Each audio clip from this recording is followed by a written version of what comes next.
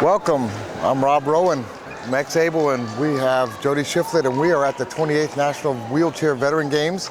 And Gary McDermott is about to do the slalom course, and we're going to be watching him. And we have to say that this great Veterans Games is co-produced and co-sponsored by the Paralyzed Veterans of America and the Department of Veteran Affairs. That's right, Rob. This happens to be the third day for this event, and today's event features the motorized wheelchairs. The slalom is set up different for to accommodate the various disabilities we have. And again, this is the third day. And after this day is complete, we'll be running the Super G, which just happens to be on Tuesday morning at 9 a.m. All right. And we have, just to let you know what we got ready, is Daniel Maloney's coming on, and he's got a neat story. And he's, I'm going to say, he's 67 years old, a Marine. He served in Nam, that's where he was injured. So we have a Vietnam. So we're going to have people of different ages doing this course. And he lives in Hines, Virginia. And this is his second time at the games. Boy, I wish he'd started coming earlier. I'll bet he did too. Yeah, there's a huge benefit for these guys coming here, even if it's their first time. It gives them some exposure to the competition and also challenges with these obstacles. Many of these athletes encounter obstacles similar to this on a daily basis, but these are artificial obstacles that have a bit of creativity. And much of that creativity was inspired by Coach Jim Hayes a number of years ago. And as most of our athletes here know, that Coach Hayes passed away in May, and he was the organizer of this event. And there goes I'll pass it back to you as this athlete begins his run. All right, and just to say another word, Coach Hayes was the coach of the University of Texas and Arlington wheelchair basketball team, which we saw win third place at the college wheelchair basketball finals, which you can find on X-Able. And it's a real sad thing for Coach Hayes to have passed, and and it's been, there's I think 3 coaches from wheelchair basketball passed this last year, so it's a real hard time for the community on that.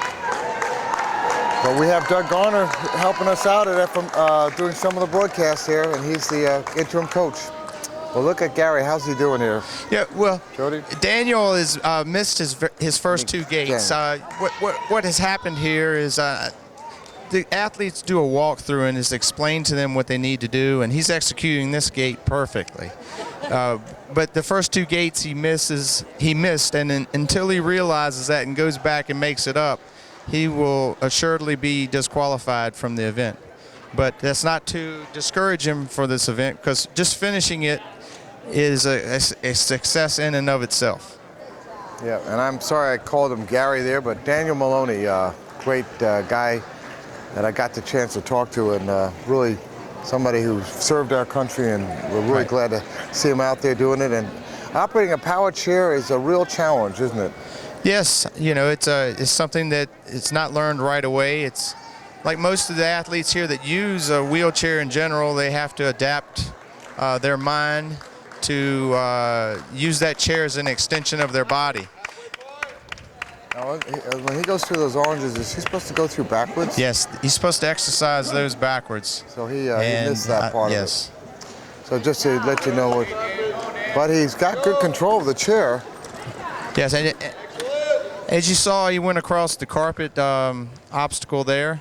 That's one of the more appropriate obstacles for this class of wheelchair operator.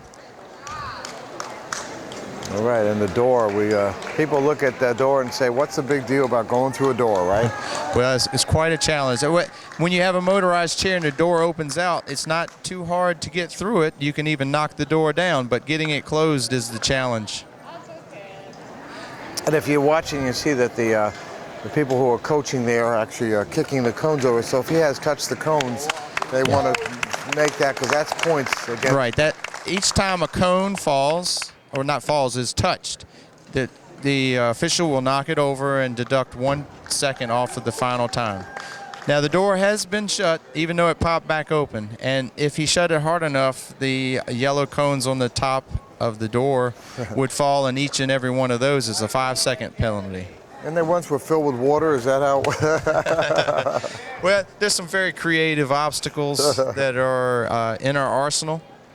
And you know, we've had athletes here this week shooting paintballs, and they're rewarded for their marksmanship with up to 30 seconds. And there goes Daniel, and there he finishes. All right, good one, Daniel. Okay, well, we're going to